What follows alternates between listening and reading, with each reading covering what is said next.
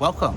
My name is Tom, and this is my wife Debbie, and this is our beautiful garden that we started 22 years ago. When we first moved in, it was nothing but woods, and it was quite a challenge, but it's been well worth it. Don't you? Trees, oh yeah, trees and poison ivy.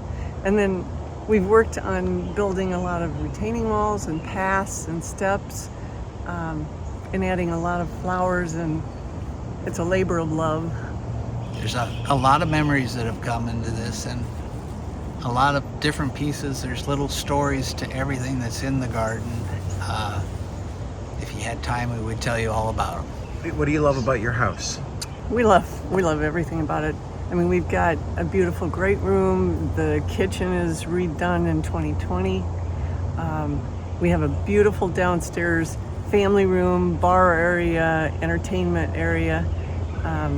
We have get-togethers, and people really enjoy Tom's record collection. He has 13,000 records and buku boxes of 45s, and we'll sit around the bar and he'll give them 45 boxes, and they'll say, here, play this, here, play this. And sometimes they get, no, you played Here's Last, so it's an entertaining, fun thing to do. Yeah, and one of the things that's a very big highlight just with the house itself are the beautiful windows, and we have so many windows and a beautiful view out to the garden. That's something we really enjoy.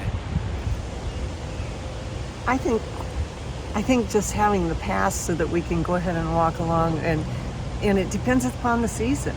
Like some of the area right now isn't blooming, and so we'll love the space that's behind us with the sun and the begonias, and then the area over in here with the sun patience. It's beautiful all of the time. And then in late July, our black-eyed Susans will start blooming, and so it's just waves of yellow through the garden. It's hard to capture the garden and the feel that you have in it with pictures, and we have beautiful pictures of the garden, but just to be able to walk and have it engulf you is really special.